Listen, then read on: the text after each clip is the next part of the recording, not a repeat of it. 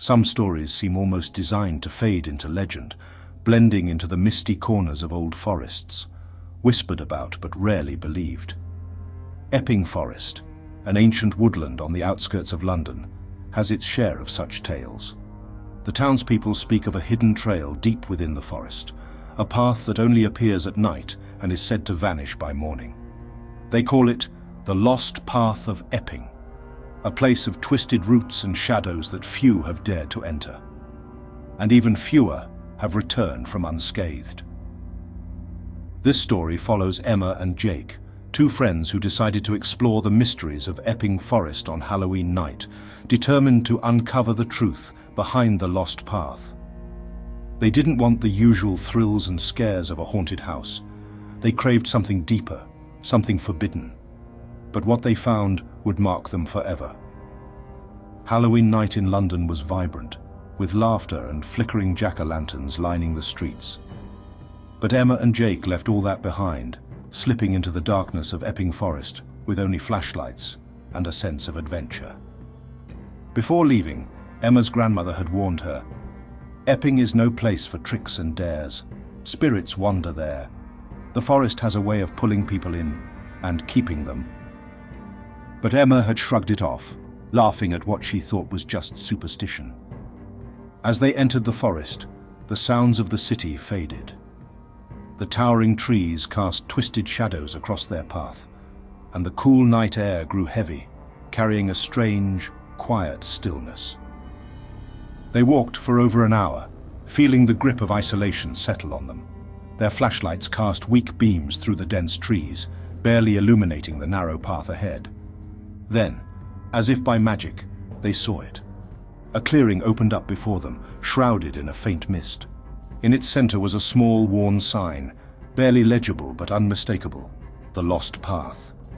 Beneath the name were words scrawled in faded letters: "Those who enter, beware."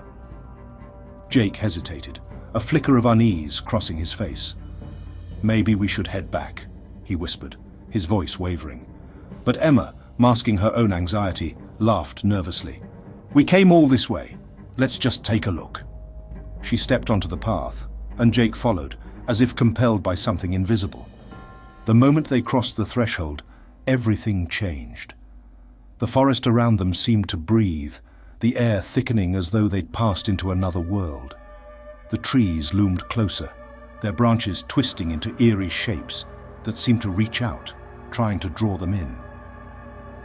The silence was suffocating. Even the faint sounds of nature had fallen away, leaving only the sounds of their own footsteps. After several minutes, they started hearing whispers, barely audible at first but growing louder with each step.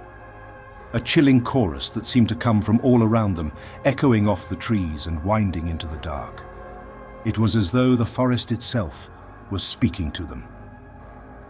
Jake's voice broke the tension. "Do you hear that?" he asked, his tone barely a whisper. Emma nodded, her face pale, eyes wide with terror she could no longer hide. But the path kept winding, and some force drove them forward, as if the very ground beneath their feet was pulling them deeper into the forest. Soon, they came upon another clearing, where an old stone well stood, covered in moss and sinking into the earth. It looked ancient, a remnant of something long forgotten, and as they stared, a faint sound drifted up from within, a soft, anguished whisper, rising like mist from the well itself. "Help me!" The voice was ghostly, filled with despair, and it sent a chill straight to their bones. Jake stepped closer to the well, despite every instinct telling him to run. The whispers around them grew louder, rising in intensity until they merged into a cacophony of voices, dozens upon dozens, all crying out in overlapping tones of fear and sorrow. Emma felt paralyzed, frozen in place, as she watched Jake move closer to the well, his gaze transfixed. Suddenly, the earth beneath them seemed to shift, and figures began to materialize at the edges of the clearing. Pale, shadowy shapes that flickered like candles, filling the air with a hollow chill. They stood in silent agony, their faces twisted in pain, watching Emma and Jake with hollow eyes that seemed to pierce through to their souls. One figure stepped forward, its hollow eyes fixed on Emma. Its mouth opened in a silent scream before it whispered, "Run, before it takes you too." But even as it spoke, Emma couldn't tear herself away from the sight. The shadows tightened their circle around them, closing off every escape, forcing them closer and closer to the well. As Jake peered into the depths, something seemed to take hold of him, an unseen force pulling him closer to the edge. Emma shouted, grabbing his arm, but the pull was stronger, dragging him forward, and as his face edged over the mouth of the well, he saw it. A hand, pale and twisted, reaching up from the darkness, its bony fingers stretching toward him. In a panic, Emma yanked him back, breaking whatever spell had taken hold. They stumbled away from the well, desperate to escape. But when they turned, the path they'd come from had vanished, replaced by dense, unyielding trees. The shadows closed in, flickering at the edges of their vision, silent but watching, waiting. They ran, their footsteps echoing in the darkness, chased by whispers that seemed to follow them, voices calling their names, urging them to come back.